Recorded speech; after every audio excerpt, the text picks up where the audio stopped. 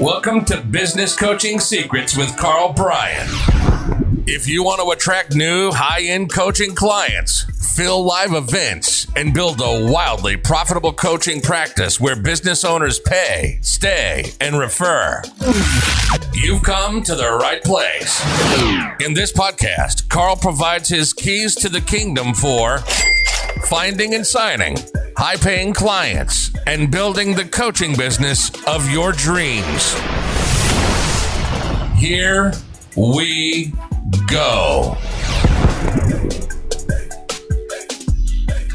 Ladies and gentlemen, boys and girls, coaches around the world, welcome to another episode of Business Coaching Secrets. It's your boy, the Road Dog, with none other than the man, the myth, the Aquaman of the Caribbean himself, Karl Bryan. Shoots. How goes it, my brother? Good to be back. Like Been a minute, man. And we probably should just had a couple little tech issues and a couple other dealios. So the podcasts haven't been as consistent here. They came through with a flurry the last little bit, but we're back on track. So let's rock and roll here with our podcast, my brother.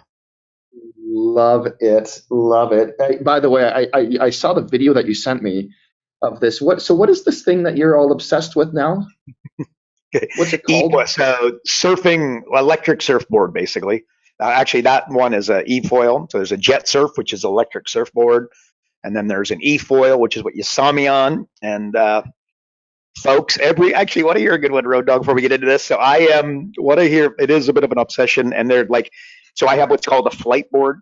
And then there's like a flight community, and there's an app, and you need to upgrade everybody's got to plug in their board and kind of upgrade it to do. So everybody's measured. And I guess I am number 6 in the world in this year, which 2024 that we record. I am 6 in the world, but it gets a little bit better. I was laughing at the guy that sold me the thing because he's on it. He's like, "Holy cow, man, you're on that thing a bit." And 3 of the top 3 guys have got like, kilometers and miles and miles and miles. Like I'm never touching them, right? But what they're doing is they're renting out their board. So I'm actually number 3. So there you go, man. I am spending every morning. I wake up and I go zooming around, and I see dolphins and I see turtles and I see sharks. I see sharks now, pretty consistently. But nurse sharks, by the way, they're not going to eat. Wow. That being said, who knows? But there you go. That's what I'm doing, Shoots, and I love it. And anybody that lives near the water, I'm going to highly, highly, highly, highly recommend you have a crack at e-foiling or jet surfing, because it is incredible. It's fun, Shoots. Well, I'm not sure if you saw my response. So you sent me this video of you doing this, and you're in the middle of the freaking ocean. Are you wearing a helmet? Like, what's happening? Or was that just your hair? Is what? Is that a helmet, or is that just your hair? Like I'm confused. That's the new hairdo, man. I'm looking sharp. Don't pretend like you weren't impressed when you saw it. Always impressed, buddy. Always impressed. Hey, listen, let's get into this though. Obviously, boy, oh boy, the economy. Hey, can we just discuss this for a second, because it's going to get rough. And it's going to hurt, and it's going to suck for a lot of people. But as you are also an example of somebody that decided, you know what? No, this is the best time to build.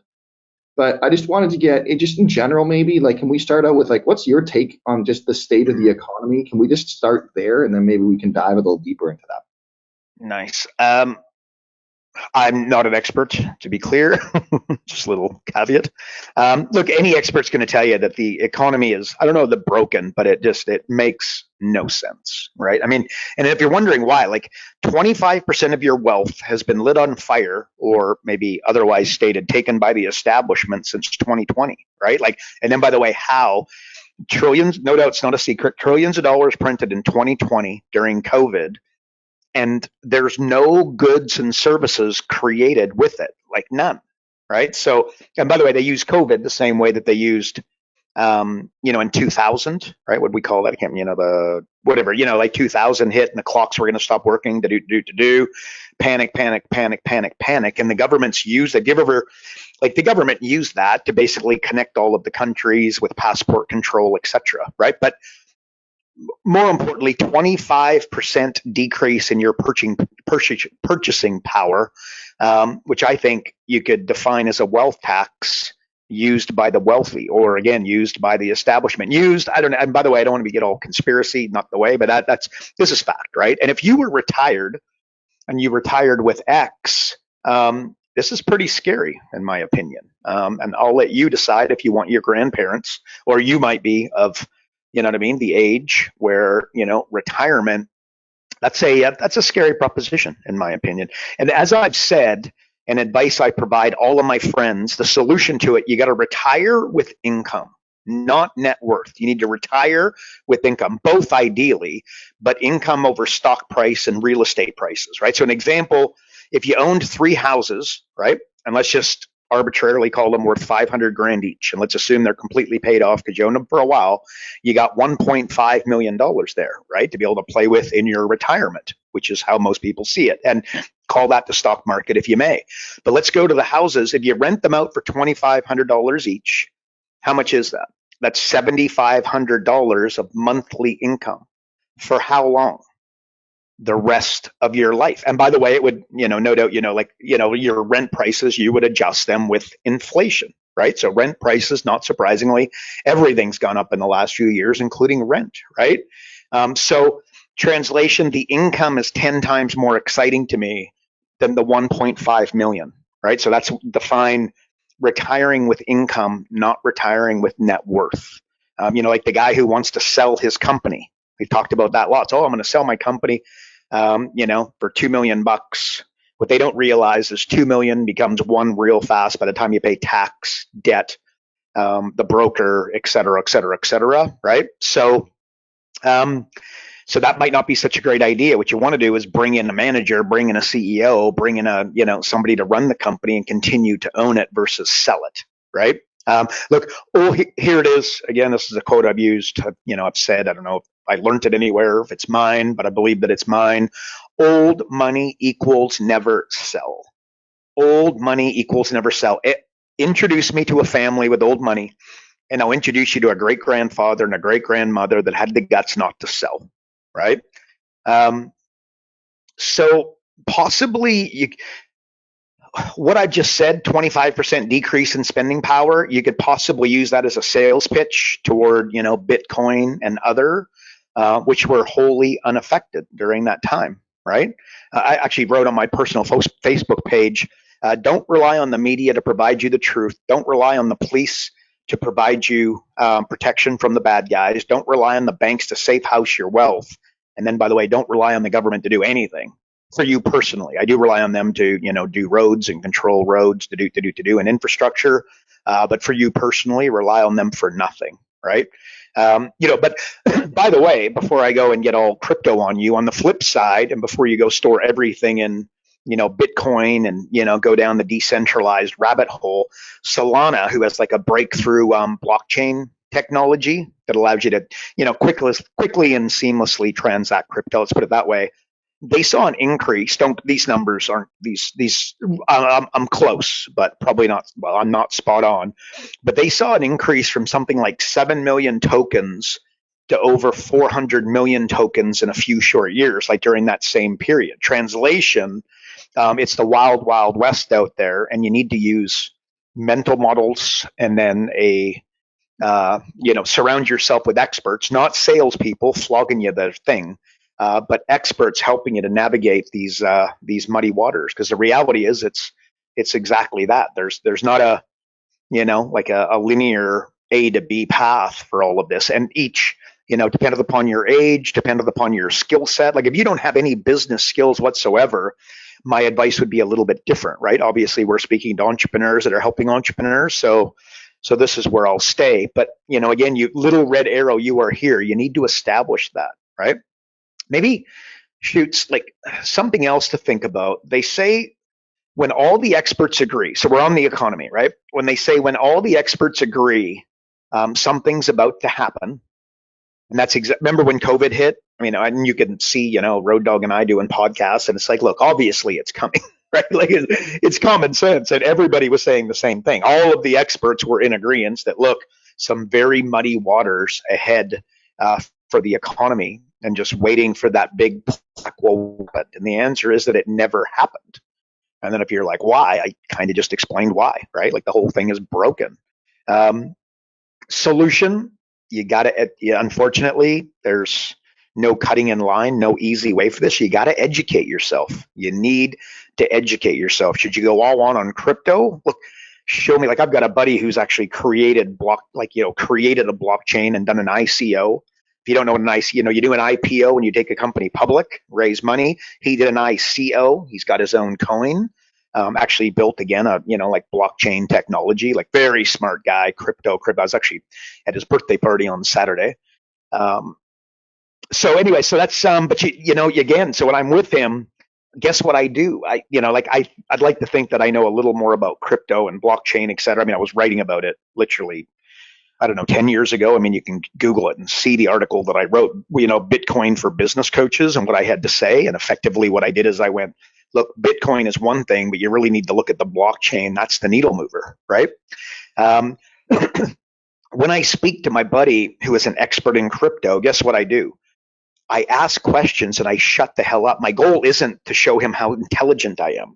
My goal, which by the way, we're buddies and we drink beer together. Actually, I don't drink beer anymore, by the way. I'm still off the booze, but you know what I mean? We sit down and chat, families get together. But you know what I mean? Like I'm smart enough to know that he's forgotten more than I know. So that's surrounding myself with an expert. And I'm educating myself because I want to know and I want to, be able to pass on my stuff. But I want to know, I want to understand, I want to be able to create metaphors and stories and just understand it at a higher level. So, and by the way, the solution also is always to invest.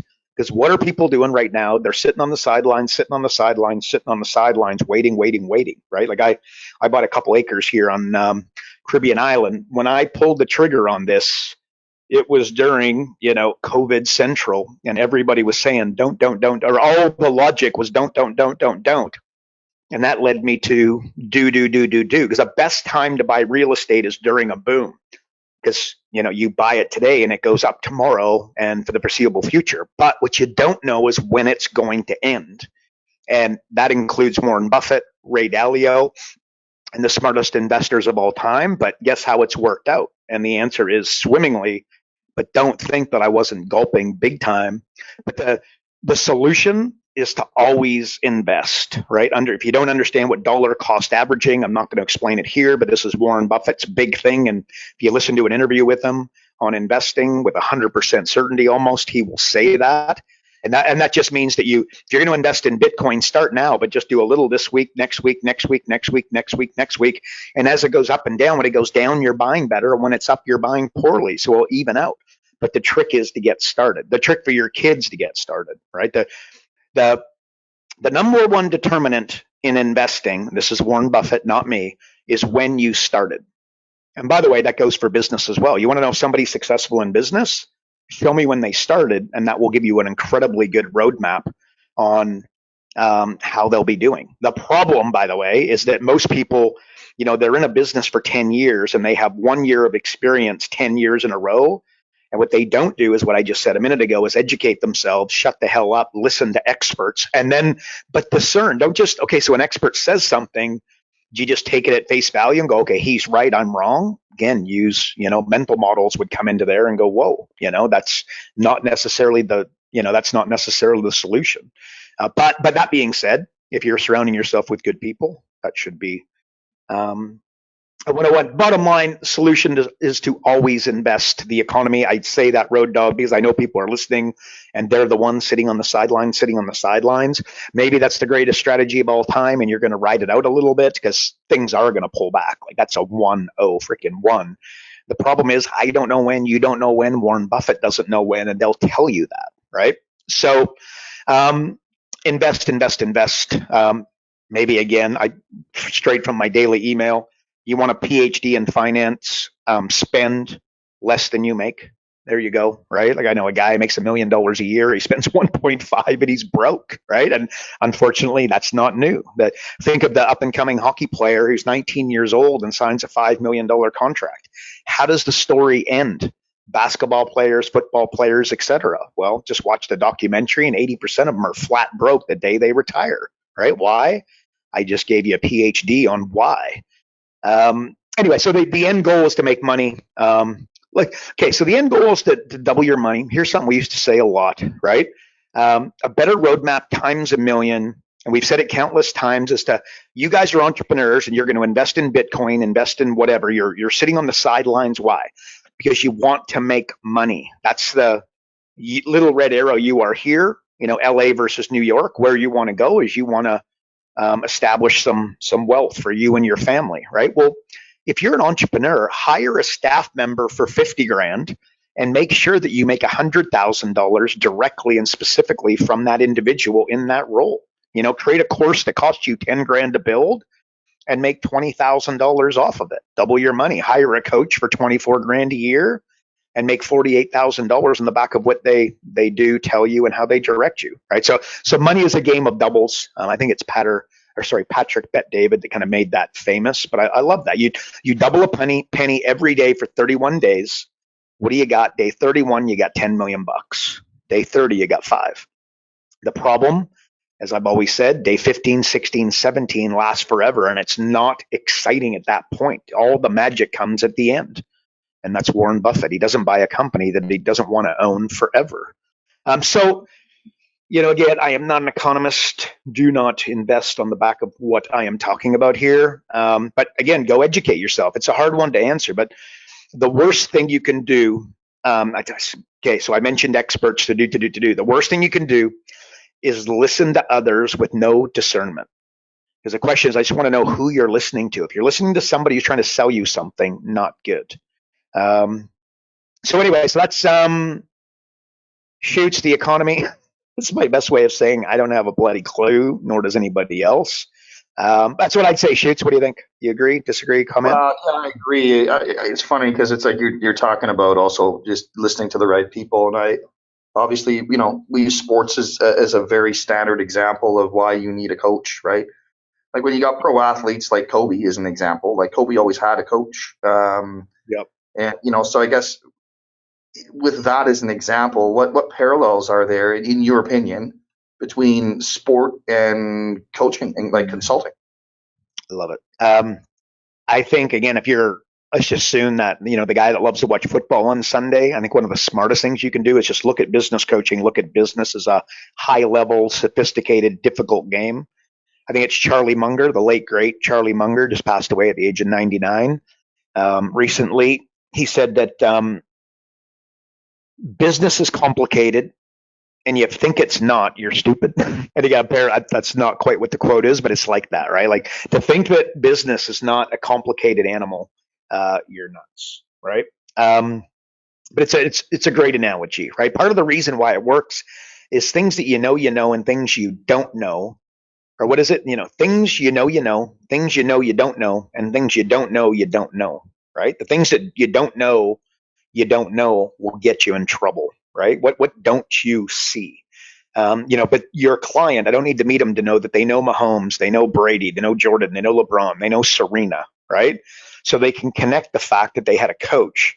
And you should, because they did, right? I played lots of hockey and I can relate and connect the dots there easily. And an issue that I see consistently is this, Shoots. Fat people seek another fat person and then try to lose weight with them.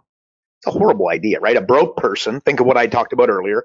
A broke person seeks out a broke person to make money with, right? A smoker stops smoking with who? Another smoker, right? Find somebody you want to go to the gym, find somebody that goes to the gym like Road Dogg religiously and go lose weight with him. And when you've got the sniffles or had a long day, he's lifting. You know what I mean? You're coming or not, but he's there. And he's going to make you, he's going to like not shame you because it's not Road Dogg's nature, but like, you know what I mean? Like he doesn't want to hear about your sniffles. He's like, man, I'm coming by and I'm picking you up. Right. So, that's, you know what I mean? That's what you want. Don't two people that don't know anything about crypto talking about crypto always makes me laugh, right? I know, like when I was speaking with our private group of business coaches, some of them pay well over 100 grand a year on a profit sharing basis. I explained, what was it? Like we were talking about elite athletes. And again, I started with, business is a high level, sophisticated game. Again, so to approach it like it's, dominoes with the kids on Saturday is not the right approach. You need to understand that it is sophisticated. And the irony is that the better you think you're doing, the more concerned you should be, right? Pay attention to this. If you ever had success and then you dropped back, this might hit home big time, right? The better you think you're doing, the more concerned you should be. Athletes who stay at the top for a long period of time, like a decade, think Tom Brady, etc., they're dangerously fearful. And I know that you don't, I would dare say that if you don't think of Tom Brady as like the fearful type, I promise you, he's looking at his backup quarterback and he's keeping this guy at a distance. Although he knows that he needs to step in if he ever gets hurt, and there's a chance that could happen on any given play. But he's dangerously fearful of losing his job, right? Like basking in past success is when you're most likely to slip back, right? Think the guy buying the Lambo. Again, don't think the coaches and the general managers aren't watching the personal habits of their star players, right? They start skipping workouts. They mail it in when they are in the workout room, right? So look for secrets. So again, business, look for secrets of the ultra competitive and the best of the best, right? The Kelsey, I'm going to say him, because Taylor Swift, cough, cough, cough. My daughter watched. So Taylor Swift, you haters out there, my daughter watched the Super Bowl with me for one reason and one reason only, and that was Taylor Swift. So I'm a fan big time. And I truly am. I think she's just absolutely amazing. Long before the Super Bowl, I thought she was unreal. But, again, Jordan, Gretzky, Brady, Serena, Novak, Kobe, whoever you want to use, right? Here, let me try to here's a list of a few traits that I think you're going to find are going to be consistent with those at an elite level for an extended period of time. And let's call that Michael Jordan. They're disappointed. They're crazy disappointed in their own performance and success. And any success are used as motivation towards a higher level of performance next time, right? They're insanely disappointed, right? And any success is used as motivation towards a higher level of performance, not a fallback, but a higher level of performance. They never enter, that complacency or bask in their past glory. Again, they're fearful. And again, when they do, that's when they slide. Next, that'd be like the best of the best perform their best on the biggest stages, right? Like again, you got a $100,000 deal to close. Are you going to prepare at a higher level than when you have a $12,000, $24,000 lower end coaching deal to close? And I dare say that your level of preparation should be significant. You should always prepare. You'd be amazed. A little bit of preparation will go a very, very, very long way, and people don't do it. But again, on that big stage, the week before the Super Bowl, they've been training all year.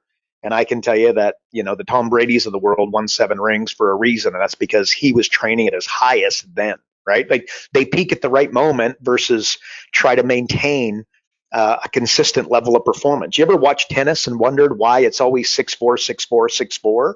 Why wouldn't it be 6-1, 6-1, 6-1? Because again, there's moments that matter, right? So, and yet again, and think of the playoffs, and just Kansas City just won the Super Bowl, and they've won they won 3 titles, I think. Again, they just play at a higher level in the playoffs. It's proven. Mahomes, I mean, he's going to go down as an absolute superstar and rival. He'll be in the GOAT conversation, in my opinion. Don't know what yours is. He'll be in that conversation because again, he steps up when it matters. And then what's the elite never feel like they're ahead while competing, right? They compete like they're scared to lose or fighting to catch up, regardless of what the score is, right? Again, this creates the ultimate competitive advantage, right? Like Novak lost recently, but I guaranteed, like I'm describing him in his mental gymnastics, right? So those 3, that thinking about your game as an elite athlete, I think would be very, very, and treating your clients like they're playing a regular season, working up towards playoffs, and then having playoff games and working towards the Super Bowl, right? And by the way, there's a book, I think it's the 90-day year, the 12-week year, I think it is. Not only have 1 Super Bowl a year, but what if they had 4 Super Bowls a year? So just do the same thing, but over and over again. That's what a lot of like in the Stanley Cup playoffs, you play a best of 7 series.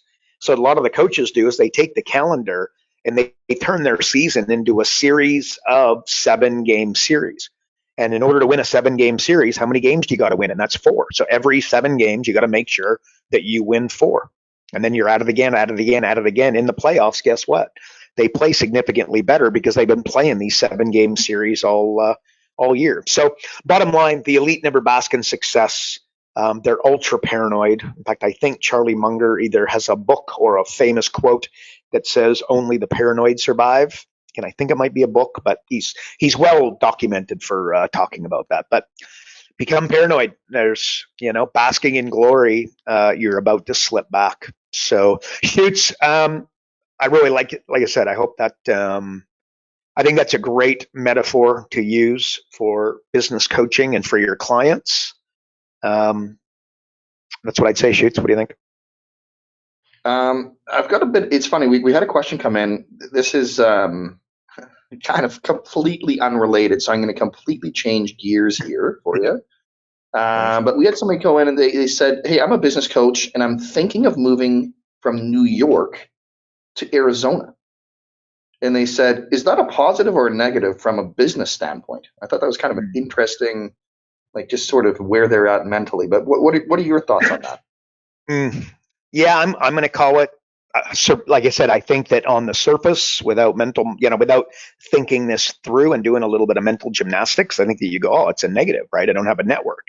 Well, again, some, high level elites, billionaires included, I've heard them say that you should move every 5 years. Like I never planned on leaving Kelowna by any stretch. I'm amazed I left, to be honest with you. But I moved to the Caribbean 2.5 years ago to immerse myself in a new place. Like, the secret is to grow, right?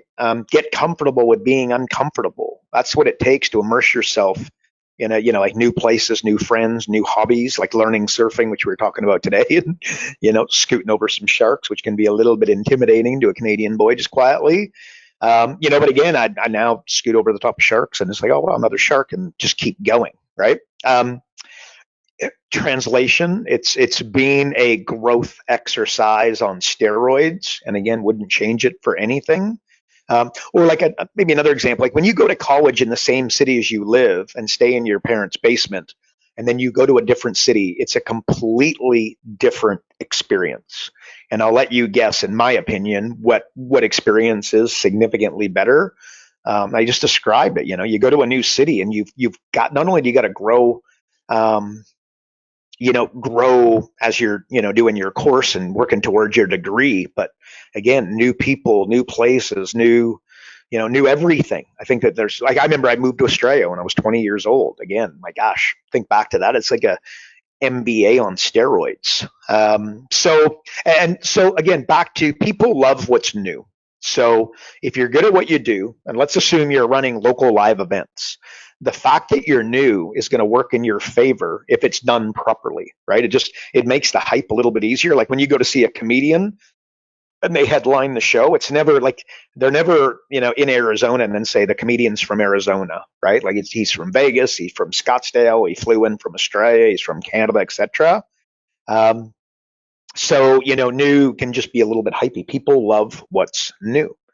For whatever reason, but again, that's, you can fight it or you can profit from it. I recommend you profit from it. And then, by the way, like, again, just like, let's reverse engineer it, or let's step back. Like, why do you leave, right? Like, entrepreneurship is like, where you live, is it pro business? And by the way, just look at the tax. I co-wrote a book on accounting, right? Let's just look at the tax laws, and they're going to tell you a lot. An example would be California, where they tax you until you say uncle, compared to Texas or Florida.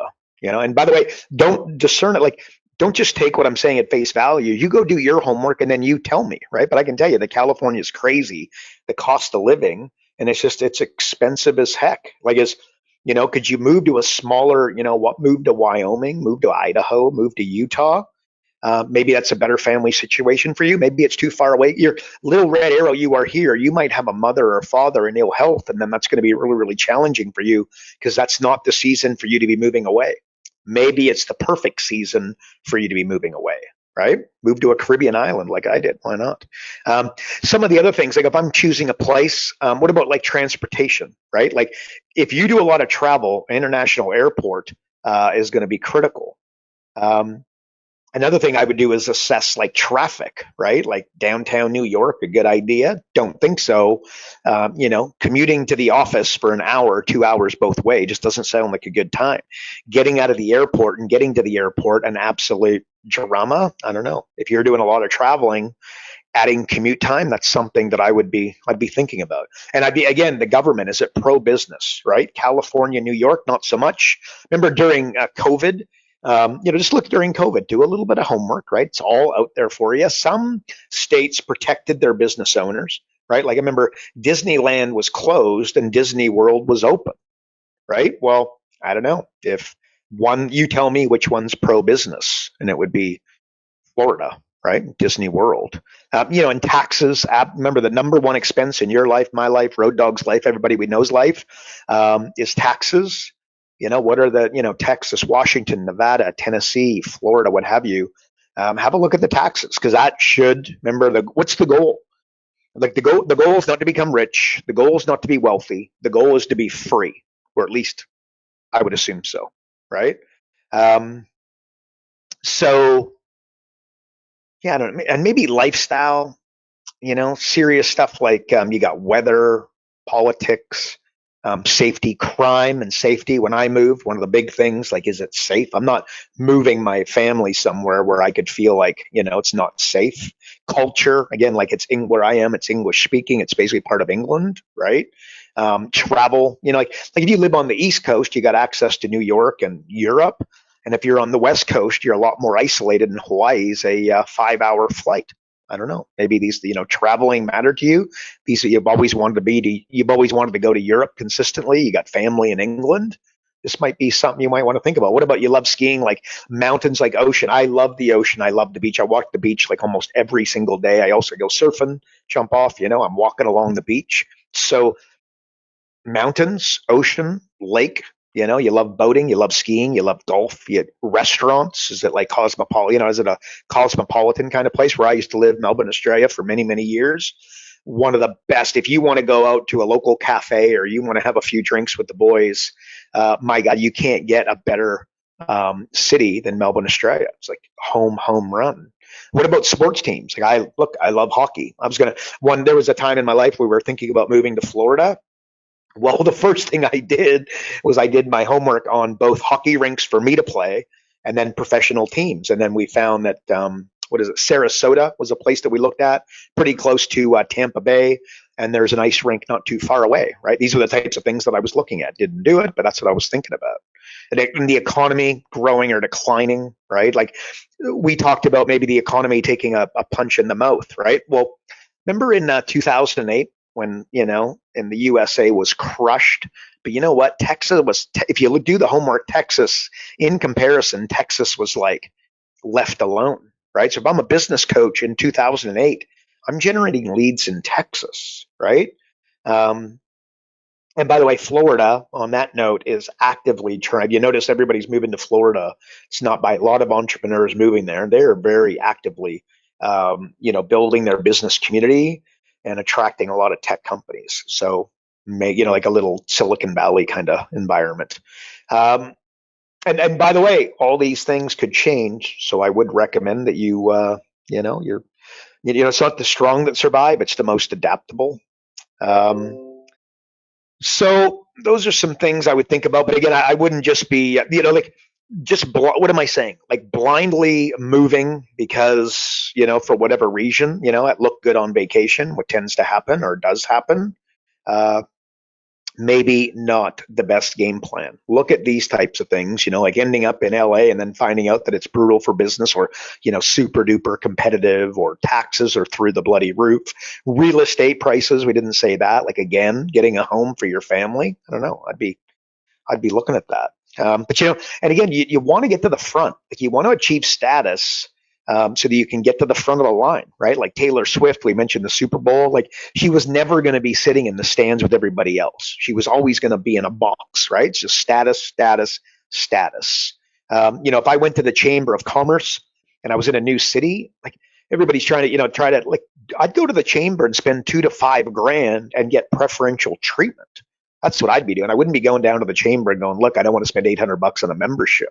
Right. And by the way, assuming that the chamber is a good connection for you, that you feel that would be worthy. But I tell you, the chamber's got business owners and events all the time. You want to be the line cutter, the puddle jumper, the ladder jumper. Living a life by the rule book. You're basically living by somebody else that's expecting you to conform. Government, cough, cough, cough. Like, here's something that drives my wife nuts, right? Like, I seldom pay for parking, right? Like, if there's a line or whatever, do you know what I mean? I'm just not, I don't know. I just don't want to wait in line, and they're probably not going to give me a parking ticket anyway. Again, little red arrow, you are here. Where am I at? How realistic is it, et cetera? You got a guy standing there giving tickets straight away if he sees you not parking. Might be a different game plan, right? But, like, I don't know. I just don't want to stand in line to buy a bloody parking ticket. You know what I mean? It's pain in the backside. And again, it drives my wife absolutely nuts. And I know that there's apps. Guess what? I don't even have the app on my phone because it's just a pain in the butt. Probably get my head around that. But, like skipping the line, like go to a local bar. I just walk up to the bouncer and give him $100 to walk in. Like, I'm just not waiting in that line. Right. We went to Disneyland, Disney World, maybe more relevant for those listening than going to the bar. But, I bought a backstage pass. We bypassed all the lines. We're going up and down, emergency exits, etc. No lines, straight on the rides. Not only that, but I went on the craziest roller coaster of all time. It was like Hulk Hogan or something to do with the Hulk. And I went on the thing like 3 times in a row. Why? Because I wanted to, right? And they're like, yeah, you can just go again if you want. Huge line, and I'm jumping on. I don't know, but so significantly more relevant than me taking my family to Disney World is you guys walking in the chamber and not only buying a membership, but spending some money so that you can get a little bit of status, get a connection, get known a little bit. Like, oh wow, this guy is a little more serious than the other folks. I think that's a way of cutting in line as far as your business coaching goes, right? And do we say real estate? Like, if you can buy a $500,000 house where it's going to be $1 million elsewhere, or 250 where it's 500 elsewhere, et cetera, you should be like that is something that would be on the hit list, right? Again, a huge expense in your life. Taxes are the number one, but your home will be right up there. So I was trying to go to like skipping in line. Skipping the line altogether, or certainly skipping towards the front. That's what if I'm moving from one city to the other, I'm thinking about who are powerful people in that city, and I'm going to them, and I'm not chintzy and like, oh, I don't want to pay him for this, I don't want to pay him for that. I'm like, you know what? Okay, cool. Go and you're going to pick a new accountant if you move to a new city, maybe. Don't just go to the first accountant and say, here it is. Go interview them, right? Believe me, all accountants not made equally. That's for damn sure. And who's willing to, does one guy have 400, 500 clients and maybe interested in you doing some workshops together, provided you do a bang up job? And again, tell them, take me for a test drive. Let's just put 10 people in the room. And if you like it, let's continue. And if I do a terrible job or it doesn't work, or I don't butter you up and it's not a good, I don't want this just to be good for me. I want this to be good for you as well. Could we do that? Okay, I just want to finish this. When I go to the accountant, the biggest problem that he has is his clients come to see him once a year, only once a year during tax season. It's so busy, it's crazy. I go to him and say, look, it's 10 people in a room. Anybody who works with me, I will make sure that they come in to see you throughout the year, like 10 to 12 times a year.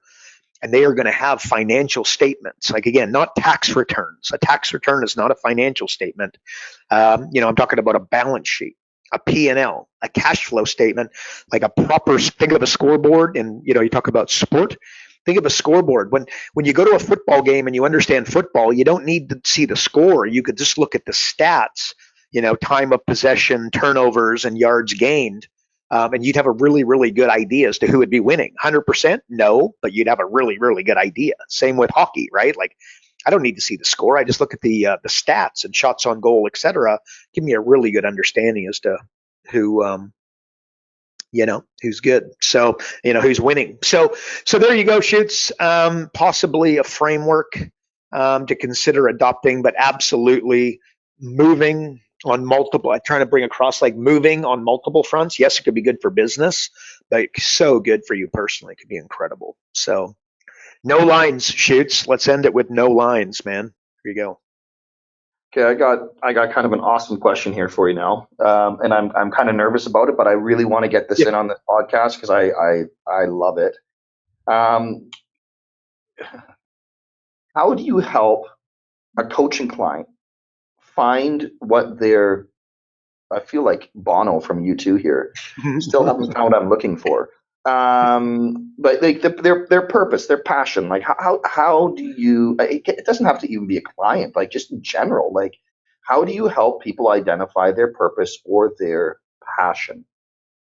Nice. I got to start with this. So the GPS on my car, you know how you have different accents and different voices? So I changed mine to Bono's, and the streets now have no name, and I can't find what I'm looking for. Oh my god. Oh my god. Shoots. Don't pretend that wasn't amazing. You're an idiot. I love it.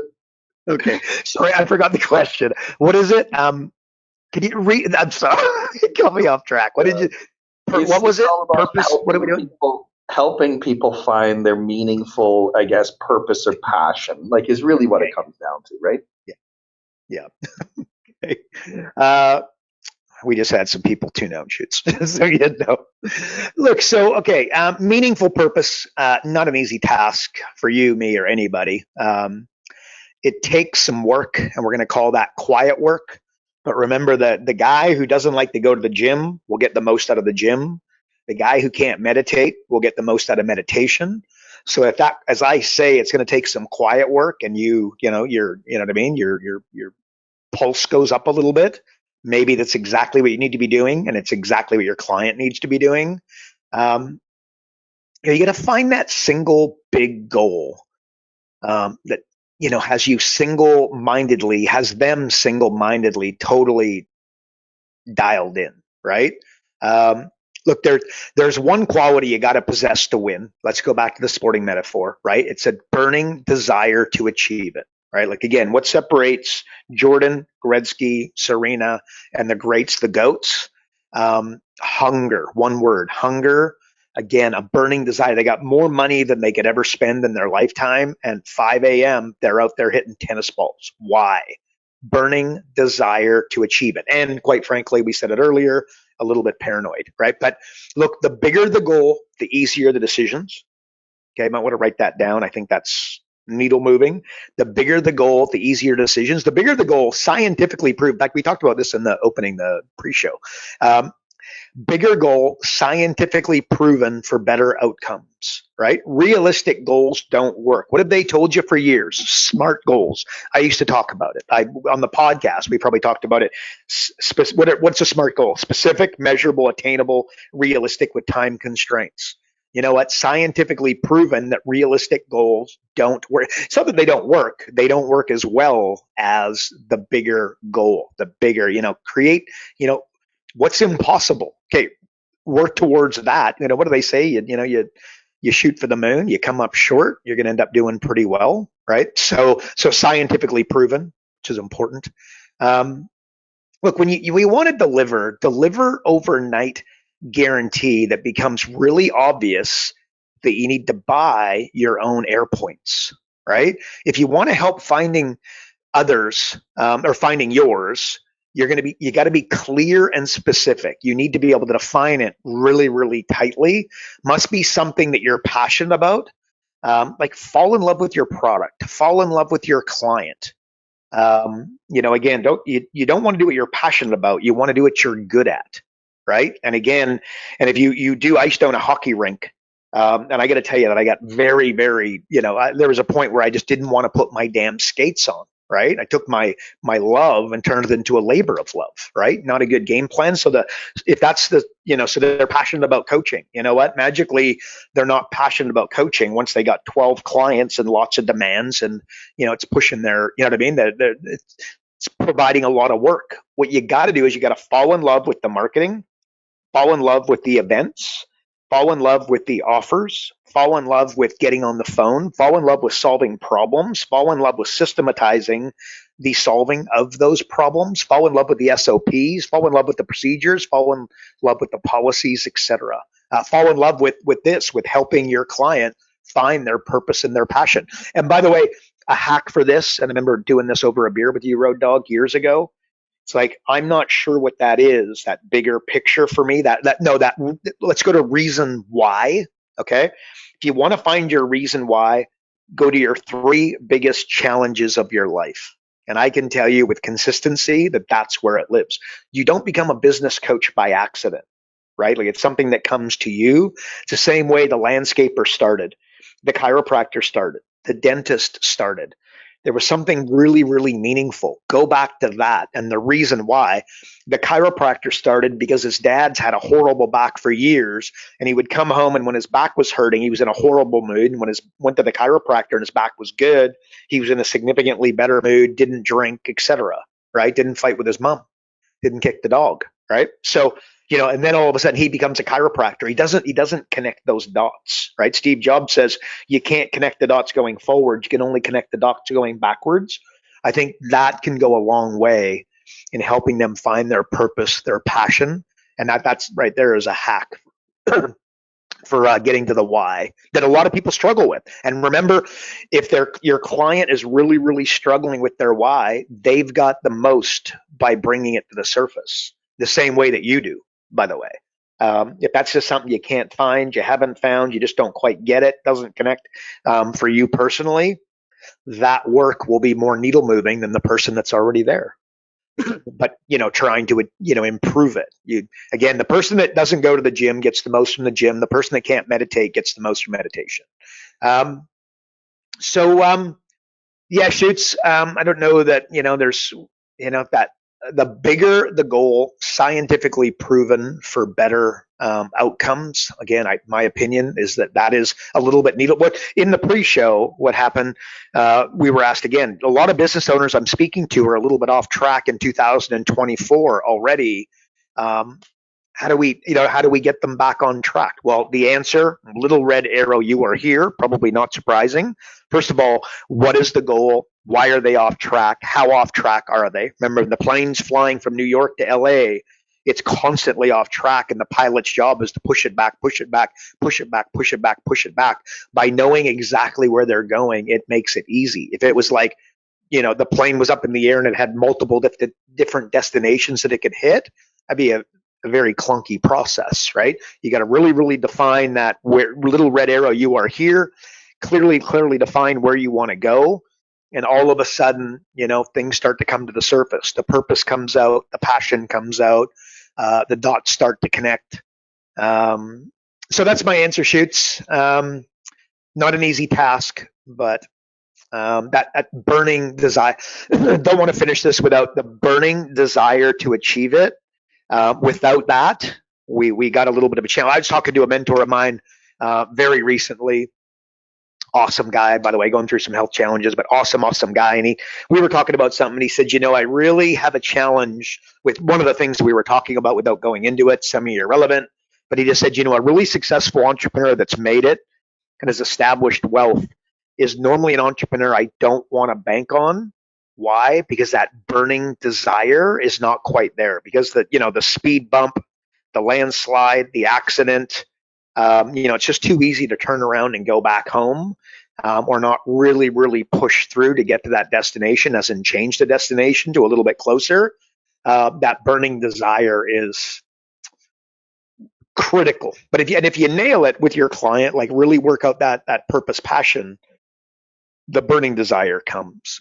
So, Shoots, that's my answer. But what do you think? What's interesting to me there, Carl, is what kind of hit me was the reason that people are probably off track as badly as they are is also kind of has a lot to do with the lack of clarity of where they're going.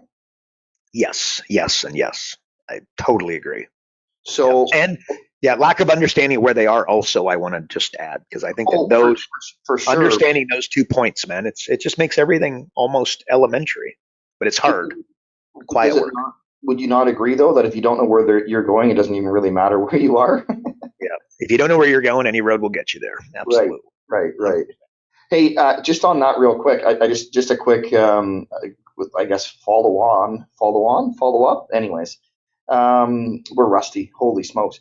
When so now you say look at the three biggest problems that you faced in your life, and that's typically where your passion is going to lie.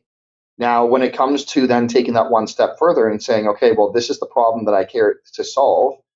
What do you have any mental models or any hacks in terms of then identifying the niche and sort of who's going to be the best, like the best person that you want to help? Yep. Okay. Yes. Not so much a mental model, but just you 5 years ago, right? You 5 years, the only coaching client better than you 5 years ago is you 10 years ago. Okay. Right. So 5 years ago, you're a great salesperson, a little bit disorganized, love doing live events. You know what I mean? Like you connect those dots. And you've done those local live events and then you've cracked it. Look, when I was a business coach, I just described myself, right? Great at Right. getting the clients, great at doing the events, somebody who is able to do local live events and pull them off and close the clients. I can just help them so easily because again, that was me. I mean, wasn't 5 years ago, it was 17 years ago, but that, you know what I mean? It's just so easy because that's the roadmap. So you 5 years ago is your best client, only second best to you 10 years ago. That's part of it. But you mentioned mental models. I think that like, okay, what does a business coach do? They go to the local networking group and then that's where their clients are. And Right. what is that which is immediately available is overvalued. It's Charlie Munger, right? So why do you end up at McDonald's time and time again? Because it's overvalued, easily available, right? You don't need to be in your city to know that they're everywhere. Same with 7-Eleven. When you go to the networking function, those clients are there, so those are the ones you're looking for. But no, if you want to have a great company, you want to have great clients, right? I'd rather take somebody from successful to uber successful than from 0 to 60. That's 0 to 60 is hard. From 40 to 60, debatably easy, right? Because that person's already got the burning desire, the hunger. They've already demonstrated success, and now I just got to pour gasoline on it, right? So, I love the fact you brought mental models. So you want to, that if you don't follow mental models, you don't understand mental models, you don't use mental models in your own world, plural, not just, again, there's hundreds of them.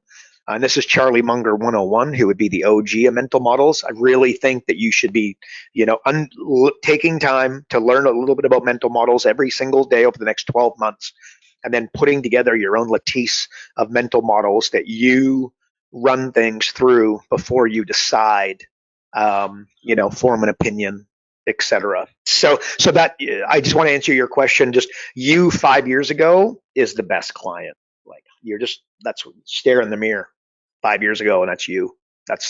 There's a great client for you. Hey, what was that? What's the one? I was just trying to find it here. What is it? Is it 100 hours? Like if you spend 100 hours on something, you can be better than like 80 or 85% of the entire population at doing that. I think it's 10,000 hours. Yeah, but it did 100%. You will go, but whatever. But okay, yes, it's like multiple streams of income. Is this somebody trying to sell you multiple streams of income is probably broke and giving you bad advice trying to sell you something, right? Like what you do, put all your eggs in one basket and then watch the basket, right? The hang on, I was going some. What was hang on, give me what was the question? What did you just say? It's the how many hours until you become better. Okay, so what most people do is they don't again, they're playing hockey, and they're playing offense, defense, and goal. Right? You're not going to be the guys who make the NHL are elite goal scorers, elite passers, stay-at-home defensemen, offensive defensemen, goalie. Right? Like get really, really good at one thing instead of jack of all trades kind of thing. You want to become a specialist, get really, really good at something. So yeah, just the 10,000 hour rule. Like you got to put in your hours, and you will become elite. But that's hard. It takes. You said it earlier. What's the rarest of all human qualities? And it's consistency. right? Consistency beats skill all day long and twice on Sunday. So in order to get those hours in, you got to be consistent. You think it's exciting at your 1,032 hours doing the same thing? You think it's fun? You think it's exciting? And the answer is hard no, right? But that's what it takes to become elite. Remember, you look at any billionaire, will tell you this, but if you look, a billionaire is it's who's done the same thing for 2 decades without changing. Whereas what do most people do, Shoots? Every 5 years, they take on a new career, right? Like my little business, got 36 staff. I've been doing this for 17, 18 years without a break, without stopping, right? I'm in no way suggesting that I'm the world's best, because frankly, I'm not. But I got to tell you, you'd have a hell of a time coming up with a business coaching problem that I haven't seen solved or, seen in some way, shape, or form. It's just because I've seen it all. Right. If I'm not good at this, I'm not going to be good at anything, right? So, yeah, I like that. But consistency over skill. Consistency is what you want to do, and it's bloody hard. It takes concentration. That's what most people lack in this day and age. Goldfish thing. Here's the one that I found. Do you know who Jesse Itzler is? Know the name well. He was like he had a jet company or whatever, and then sold it. And nice. Anyways, he's married to the lady that owns Spanx. Okay. Yep. Yeah, anyway, so his thing is the 18-minute daily habit. He goes, if for 1 year you spend 18 minutes a day studying one subject, by the end of that year, you'll surpass 95% of the world. There you go. Nice. 100% there. Now, question, Shoots. Everybody just heard that. What are the chances of them following? Let's just assume it's a business coach. Are they going to do their 18 minutes every single day? Exactly. Or will they fall off? That's the problem. Yep. And isolated, like doing local live events for business owners. That's where you put all your time, all your energy. Again, you might not come shooting out of the gates in the first 90 days, but if you did it for 12 months, 24 months, 36 months, you'd have it dialed in totally without question. Consistency though. So yeah, I love it. There you go. I would agree with that. That's great advice. Okay. But that's it, bud. You have a one thing for us? You want to take one thing that people can take and implement to their business besides consistent work? What do you think? I'm just, so the consistency would be one that would be perfect, but we just went over that a fair bit. Taking something, but by the way, you might be listening and then sport's not your thing, and that's okay. Right. I think that turning business into a sport and using that as a metaphor, I think it's great advice. But just take something that things things you don't know, and things you don't know. Take something that sport, and then adopt it to what it is that you're doing. Right. Like again, first rules of hockey is the rule book. First rules of football is the rule book. What's your rule book for business? What are the rules that you're following? And that comes straight from sport. So anyways, like a metaphor to keep them on track. So there you go. That's my final thing, Shoots. Love it. Well, everybody, thanks for tuning in to another episode of Business Coaching Secrets with none other than the king of business himself, King Karl. If you're not on the inside and getting access to the pre-show, or you aren't getting Karl's daily emails, or you just want more information on how to build, grow, and scale your coaching company, visit focused.com. and subscribe today. Also, again, if you enjoyed the podcast, please share it with a fellow coach or someone that you think might make a great coach. And of course, as always, we'd appreciate if you'd leave a review, as we know that all the streaming services put a heavy amount of weight on those reviews. So if you like what you heard, leave us a little love note. That's always great. And that is it for another week.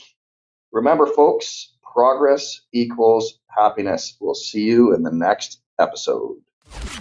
Karl Bryan built Profit Acceleration Software 2.0 to train business coaches how to find any small business owner more than $100,000 in 45 minutes without them spending an extra dollar on marketing or advertising. This becomes a business coach's superpower. So as a business coach, you'll never again have to worry about working with business owners that can't afford your high-end coaching fees. Check us out at focused.com.